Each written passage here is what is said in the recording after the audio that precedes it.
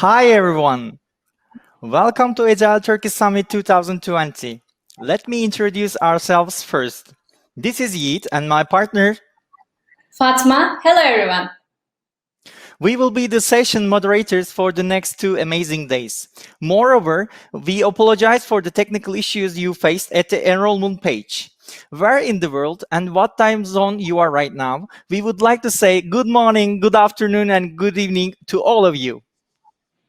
Before inviting our first speakers, let me tell you about today's agenda. Let me remind you that you can anytime check the event agenda by clicking on the tab at the upper right side of the website. Today, we have 6 fantastic speakers who will be presenting in 5 different slots. Our slot timing will be 30 minutes, and after each speech, we will have a 10 minutes Q&A session. You can direct your questions from the form, which you can see on the right side of the broadcasting screen. Finally, after Q&A session, we will have a 20 minutes break. By the way, I shall mention our sponsors one more time. During the event, I advise you to follow captioning on your screen, as I was told that our sponsors have some surprises for us today. Be prepared for contest invitations that might pop up. Of course, we will be sharing further information with you when we get. In case you want to contact any of our sponsors, you can use the link below the screen. They will host you and answer all your questions through this platform. And now, the co-founder at Liberating Structures, Henri Lipmanowicz, and co-founder the Liberators, Barry Overeem, are here with us today. Hello, Barry, and hello, Henry. We are honored to host you here. Thank you for joining us, and the stage is yours. Cool. Well, thanks for the introduction, and I have to say that I'm honored to be part of this first online event of Agile Turkey. And first of all, I just want to do a shout out to Henri, because I already had full respect for Henri, but it became even much more, because for me it's a very comfortable 11 o'clock in the morning. And Henri, what time is it at your side? It's 5 o'clock, 5:01 exactly. So thanks a lot for... Yeah, it's actually interesting because it looks like there is some delay on the video as well. It could be. So Henri, I understood that we've got 30 minutes. So I've set a timer for 30 minutes, and after that we've got 10 minutes for a Q&A. Luckily there's a 20-minute coffee break after us, so we've got all the time. So Okay, let's get started. I know you have slides that you want to use, so. Yeah, I've got a couple of slides, and also Henri, I made some changes last minute, but nothing shocking for you. So the title is The Zombie Scrum Survival Guide, and this is the book that the ebook is launched last week, and the print version will be launched next week. And this is a book I wrote together with Christian Verwijs and Johannes Schartau. And maybe to set the expectation, we wanted to do it a bit different during this presentation. We are not going to dive deeply into each of the chapters of the book. If you are interested in that, I'm also hosting a session for the Turkey local user group organized by Baris and Umut as well. So attend that one if you really want to have a deep dive in the book. We want to use a slightly different approach for this one, and I think it's going to be a lot of fun and also valuable. So let's already move to the first part of this one. And in a way we wanted to make it a bit interactive in a creative way. So what I'm going to do is I'm going to give you 1 minute to in silence study this illustration of the Scrum framework. Because you might have noticed that this week on Wednesday the new edition of the Scrum Guide was launched. And being agile as we are, we wanted to use this presentation to make a connection between the new Scrum Guide and the Zombie Scrum book and this presentation. The connection is something I'll clarify in a moment, but first let's take a minute individually to study this illustration. and see if you can spot any changes. And the 1 minute is starting right now. So see if you can spot anything that is new in regards to the new Scrum Guide.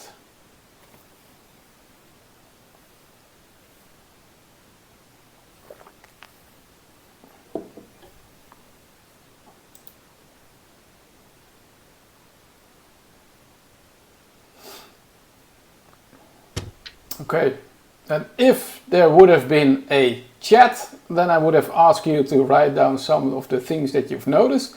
So I'm just going to do some assumptions, and especially given the average knowledge of the Scrum practitioners in Turkey, I'm sure that you've noticed that there's a product goal. And there are commitments in the bottom, like this, the definition of done as a commitment. The sprint goal has changed into a commitment. But something that, and to spot another one, is the development team has been removed. So you now only have Scrum team, which contains the product owner, the Scrum Master, and the developers. However, something that is not visible, but is something that is a tremendously important change, is that the Scrum Guide is, instead of 17 or 18 pages, which was already not that long, it is only 13 pages right now. So they've removed lots of stuff from the Scrum Guide, and essentially what they removed is they made it far less complete and prescriptive. So what it used to say is, during the daily Scrum, ask these questions. During the sprint retrospective, use this format. During the sprint review, do these things. They removed it. And they included this text that you are looking at right now. I'm not gonna dive into too much detail, but the essence is that the Scrum Guide acknowledges that it is purposefully incomplete. So Scrum is simple, and it's a purposefully incomplete framework. And to focus on the third bullet, Scrum is built by the collective intelligence of the people using it, rather than provide people with detailed instructions. The Scrum Guide, the rules of Scrum guide their relationships and interactions. And it's up to the practitioners to include various processes, techniques, and methods to wrap around the framework. Now what is interesting, because now we're moving into the topic that we want to discuss also with Henri, is that what a lot of people are doing, and Henri, this is a new slide, and I'm not going to discuss this in detail. These are lots of Agile methods, Agile frameworks that you can use to wrap around Scrum. However, many of these methods are like technical methods to determine flow, or to do the development practices, or how to organize yourself, etc. But in my opinion, I think in our opinion, these are not the type of methods that you should wrap around Scrum only. It's not enough. So let's show the next one. Shall I also keep talking about this one, Henri, or do you want to already share your take? I think that, let me say something. I think I want to say something, because this slide actually talks about the origins of liberating structures, that they were developed in answer to the questions that are on this slide. Essentially, that if organizations are not machine-like, but they are really complex environments that are self-organized and that cannot be really controlled, then how do you make progress? How do you solve problems? How do you manage people? How do you navigate conflict? How do you improve? How do you move forward? So those are the questions. And liberating structures were developed in order to answer those questions, in order to make all of this possible. And in that respect, I think by chance, probably, maybe not, because we didn't know about Scrum, I think we've developed something that I would say the marriage between Scrum and liberating structure was made in heaven. It's sort of like a perfect fit, as far as I can see, at least from the outside, not being a Scrum specialist. Yeah. Yeah. What do you think, Barry, about it? Well, Why did you write this book of yours? yeah, well, in that sense, I'm really happy with the new Scrum Guide because it emphasizes the importance of the book that we wrote even better.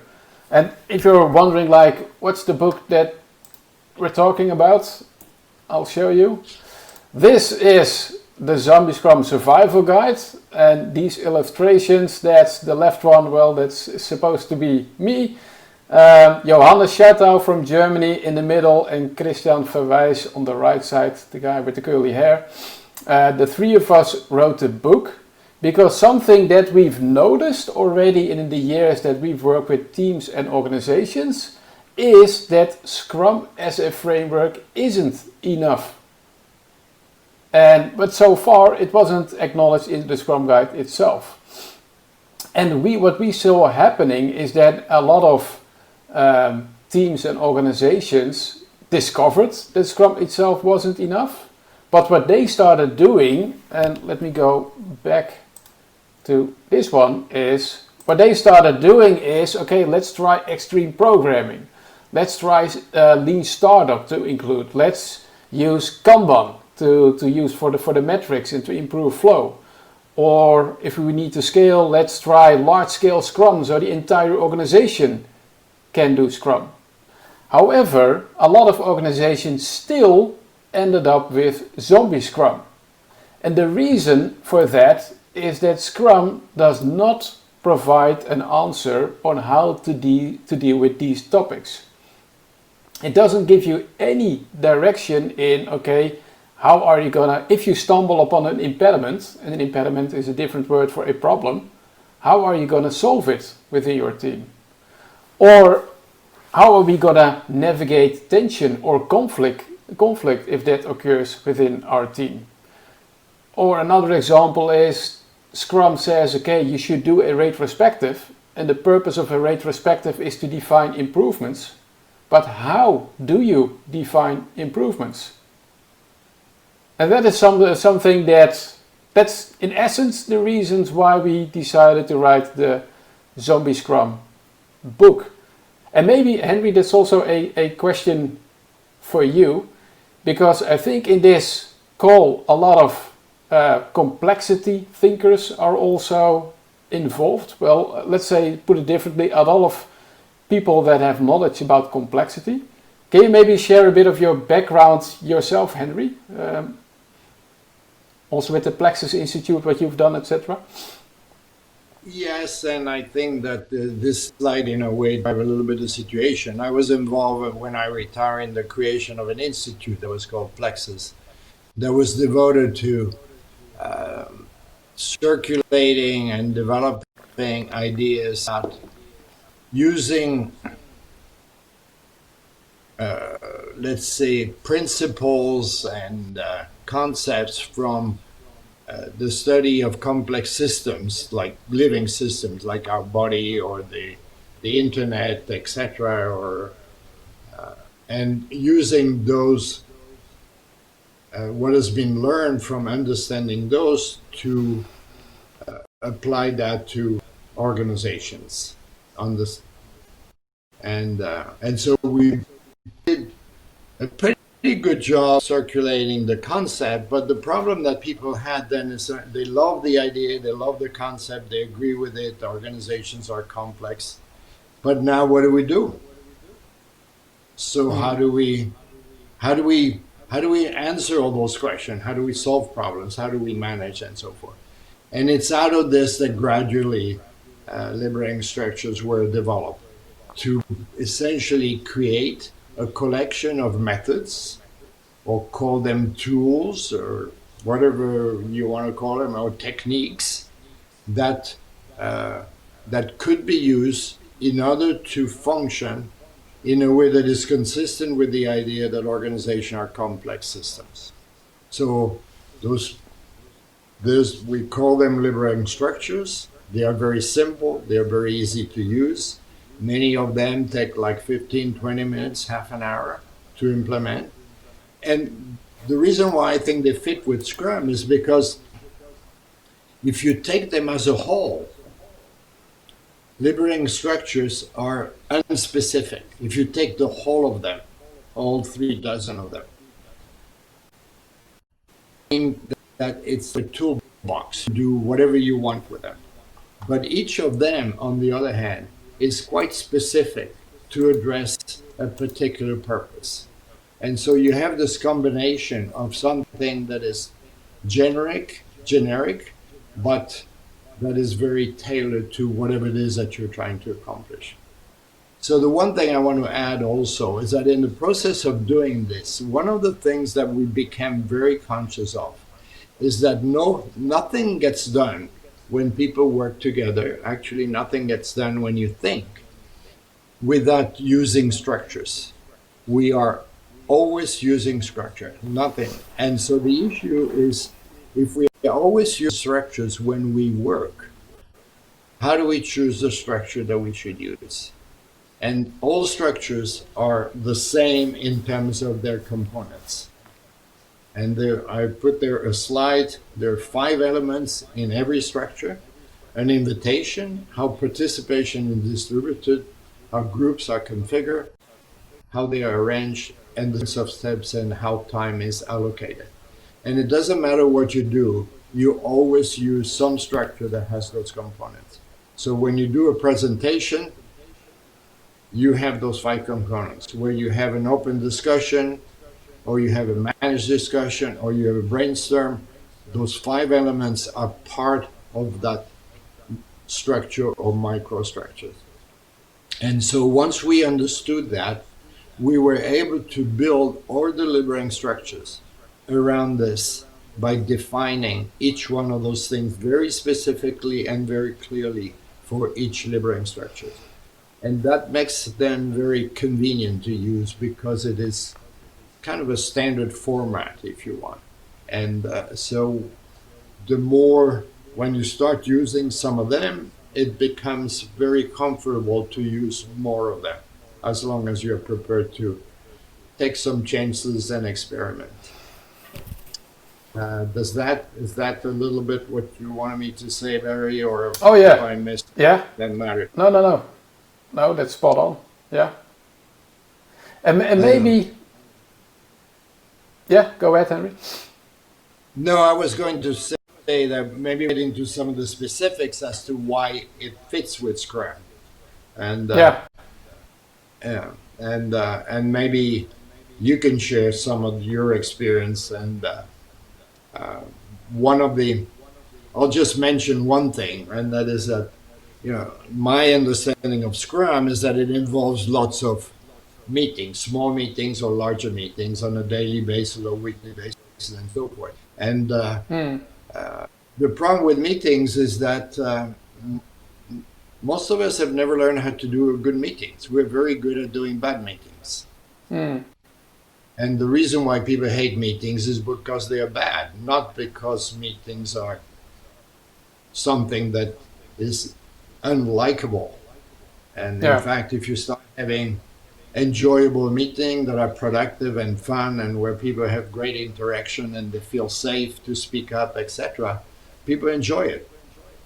So that is where liberating structures come in, that they make it possible for people to really have easily very productive interaction, very productive meeting, where they build trust, they learn, they build relationship, interactions between them are enjoyable, and they make progress because they are using techniques with liberating structure that are very specific to the step that they are trying to accomplish.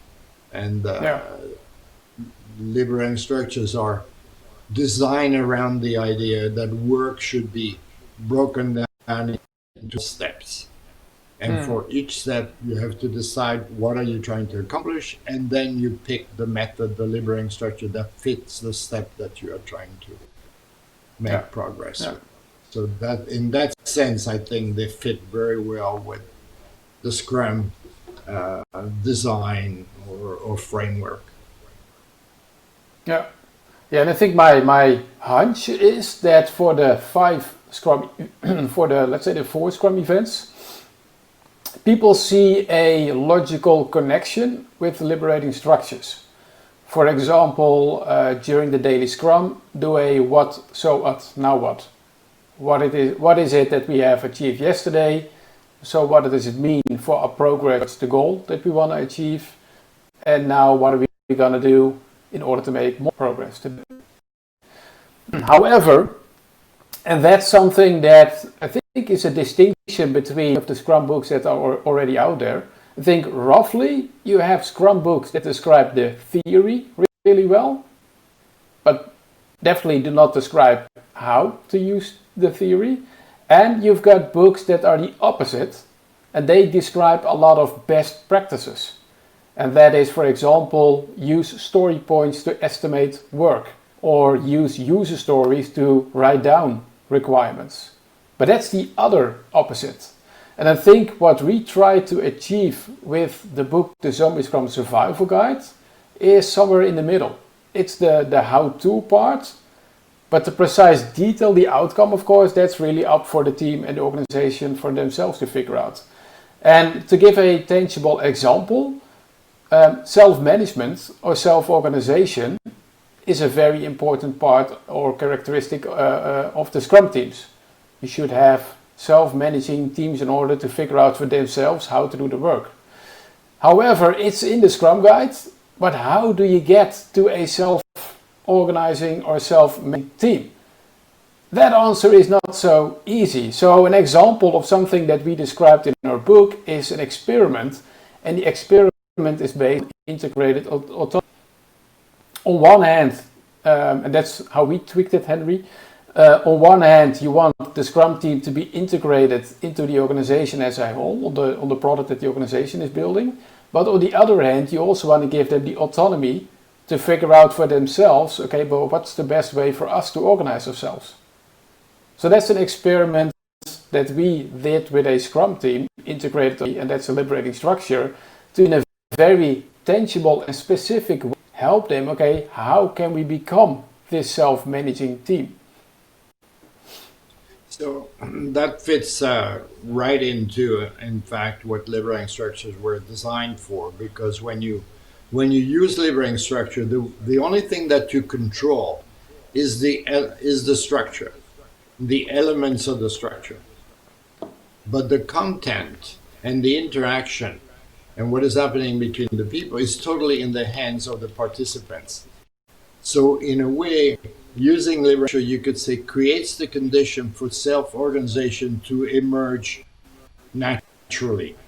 It's just because you are not controlling what people are saying or doing together. You're just giving them a structure within which they are doing their work and contributing and sharing ideas and tapping into that collective intelligence of the group without really dictating any of the content. That just emerges automatically from the interaction between the people.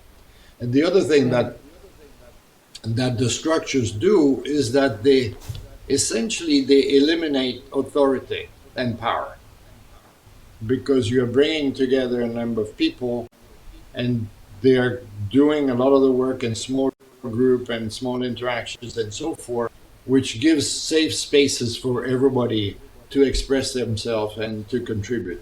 And so in the process, you have really distributed the authority and the power and the influence and the ability to contribute to everybody in the room, whoever has got something that they want to offer. And so that's an important characteristic as well that fits with the intentions of Scrum and the framework. So, Henri, a question for you, but based on your experience, if a Scrum team stumbles upon these topics, do you have recommendations of things they could try? For example, if they stumble upon conflict, make improvements or innovate or plan?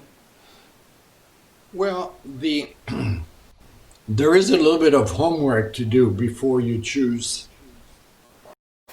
whatever you're going to use. It's a little bit like, I use the word toolbox, which not everybody likes that, but it's a little bit the same as a toolbox. You have to do a little bit of homework in order to decide which tool are you going to use for a particular purpose.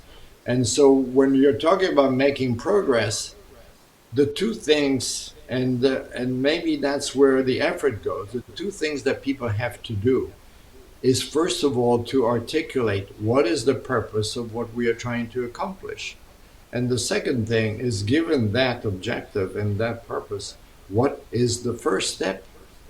What's the first thing that we have to do in order to move forward? And then you can start looking at your collection of liberating structure. Each one has a very clear, articulated objective that takes just a few words.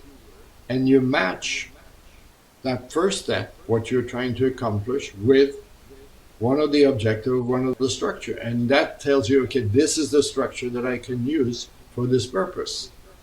So that is, that's the, I have my favorite thing here, which is a group from one who applied all the structure and all the objectives. And that's the way you choose the structure. You look at the list of things here, and you pick an objective that is appropriate for what you're trying to accomplish. And so, to give an example, where you mentioned one, if you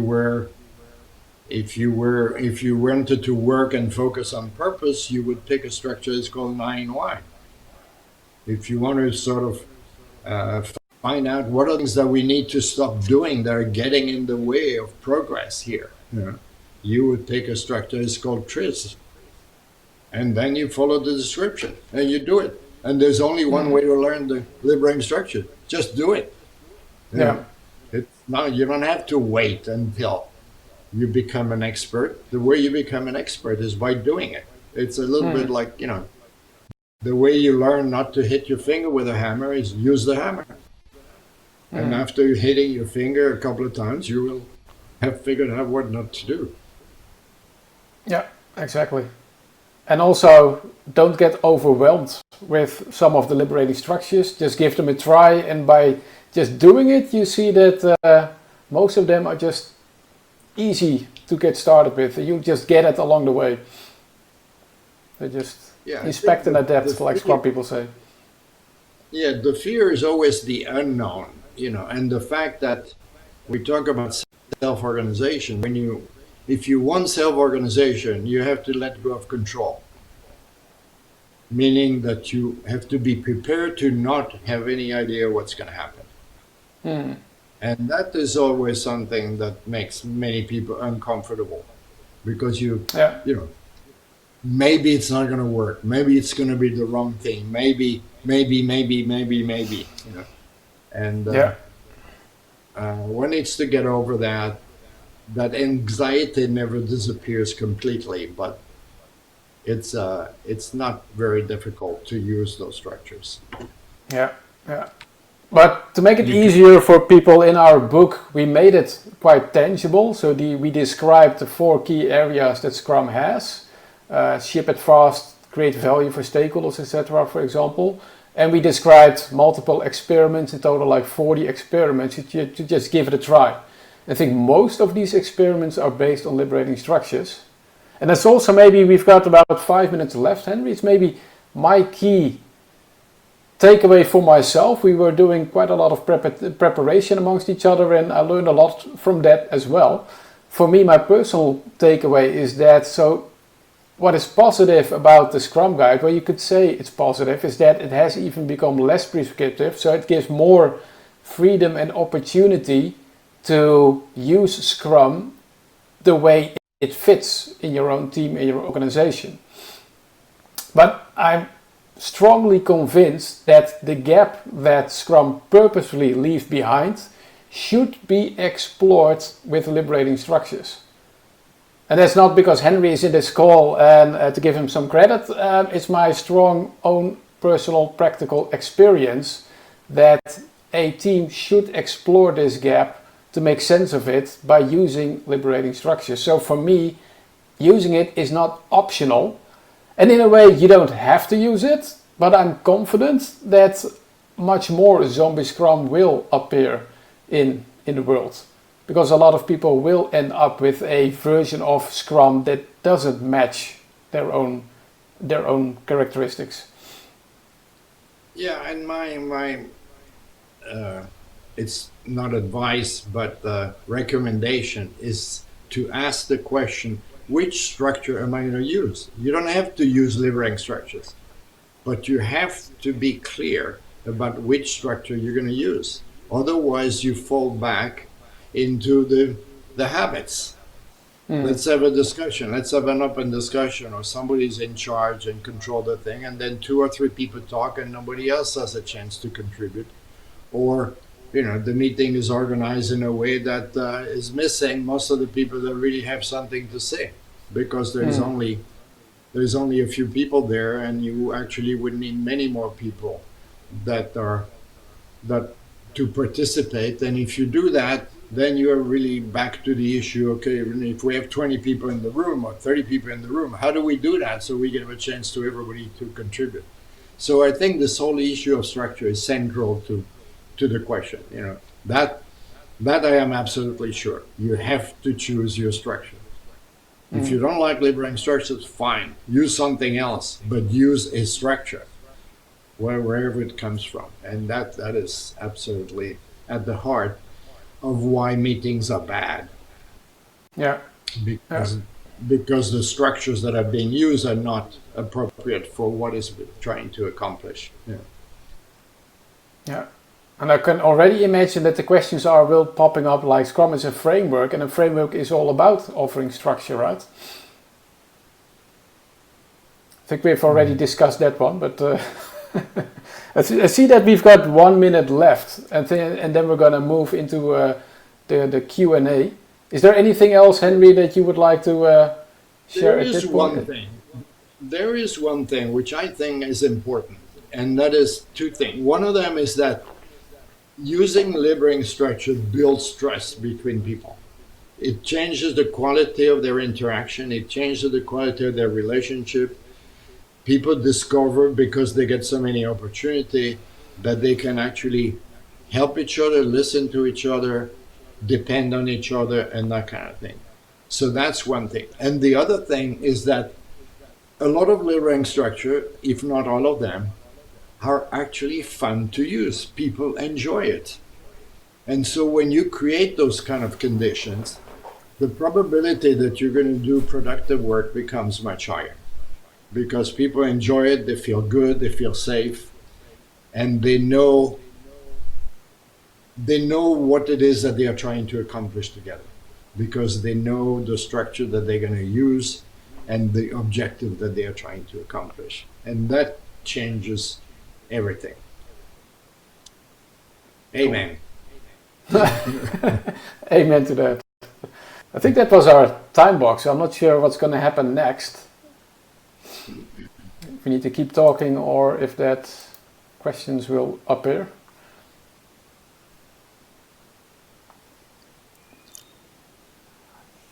Hello. We are here. Hello there, guys. Thank you for this enlightening presentation. Before we start our Q&A session, I would like to celebrate Henri's birthday. It should be, as far as I remember, it should be today or tomorrow. So wish you all the best in your new age, Henri. Oh wow! Congrats. Happy birthday. Thank you. I will not tell you how old I am, because you're too young to hear that. All right, deal. So here is our first question. What was the biggest source of inspiration you get from teams you work that encouraged you to write this book? And is it the Zombie Scrum book or the Liberating Structures book? Zombie We've got 2 Scrum authors. Zombie Scrum one. I'll answer it very quickly. I mean, in our case, it was an encouragement. It was beatings from a number of people that we had done workshop with, that were using the services. You have a book, and we kept saying no. And, we knew this is it. very hard job that takes a lot of time. And we just kept refusing until one day we just gave up and say, okay, we'll try. So that's how it happened. We never had the intention of writing a book. I don't know, Barry, did you intend to write a book? No, it just happened. And sort of like what we started doing is, I think already 3 or 4 years ago, we just started doing coaching and consultancy at teams, and we ended up wrapping it up in small workshops. And more for the sake of fun, we labeled it as like zombie Scrum workshops, because for some teams we really had the feeling like they were using Scrum like zombies. So we were like, let's just call it zombie Scrum. And we started doing these workshops, and these workshops in a way were quite popular. And I'm not sure if like that was a good sign that they were popular, but a lot of people recognized it. So we just started like writing blog posts about it, writing a paper about it, doing some presentations. And at a certain point, I think it was Dave West, the CEO of Scrum.org, says like, guys, I think it makes sense to just wrap your articles and knowledge and experience into a book, and we would like to support you in doing that. And that's how we ended up writing a book. But it was more like in a very natural way that we ended up with this book. Great. Thank you. And here is the second one question. And do you have a real life story? For example, removing an impediment with liberating structures. Okay, sorry, repeat the question? Or? Do you have a real life story? Yeah, in what area? I have a lot of real life stories. My entire life is real. So, for example, removing an impediment with liberating structures. So a real life story for... In your book is about life story. So Barry, go ahead. Yeah, so a real life story about removing an impediment. Well, maybe the way I used, I recently resolved some tension in the team, and that was there was a team that the relationships amongst each other were not optimal, so to say, but they had difficulties to speaking about it, to make it a topic to discuss with each other. So what we've done is we did a TRIS, the Liberating Structure TRIS, and we first let them go wild in what could we do to become the worst team ever. And some of the things that appeared were highly recognizable in what they were actually doing. Like things that they discussed, like just ignore the tough topics, or don't have constructive conversations with each other. And by using that liberating structure, we created transparency about the type of team that they would not want to be, but they could connect it into what they were actually already doing. And by doing that, we created sort of like we set the foundation to just have a conversation about it, and more importantly, to determine what they were going to do not anymore, what they were going to stop from now on, because that behavior was considered like not constructive. Well, it's interesting that you mentioned this, Barry, because I had a friend who called me recently who is familiar with liberating structure, and we were just talking about what's going on, what's happening with the pandemic, etc. And she told me, I'm fine, everything's well, but the thing that I don't know what to do with is that my brother has moved in with my mother again. You know, now we're talking about people your age, you know, not young kids. And they are driving each other crazy. And I have no idea what to do. And so I said to her, well, have you thought about doing it, taking them through a TRIS, and then maybe also appreciative inquiry, and see what comes out of that. And for those of you who are not familiar with the TRIS, it is what Barry says. It's a structure that is designed to identify the things that have to be stopped. And the appreciative inquiry is the reverse of that. It is a structure that is used in order to identify what are the things that we need to pay attention to in order to be successful. What are the things? And it starts by looking into situations that have gone very well and learning from that. So totally not a business environment, not a Scrum situation, not a zombie, just a family problem.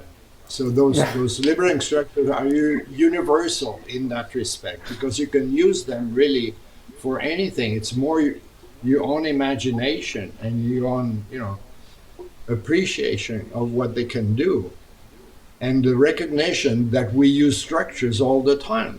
Like, this is a structure. The four of us is a structure. And so that's where the choice is. Which structure? And there's always one there. Yeah. Guys, time flies. We ran out of our time. We are sorry that not able to ask all the questions coming from our attendees. Thank you for both of you, Henri, Barry. Wish a wonderful Friday for you. Cool. Man, And good luck with the event. I'm trying to decide whether I go back to that or not.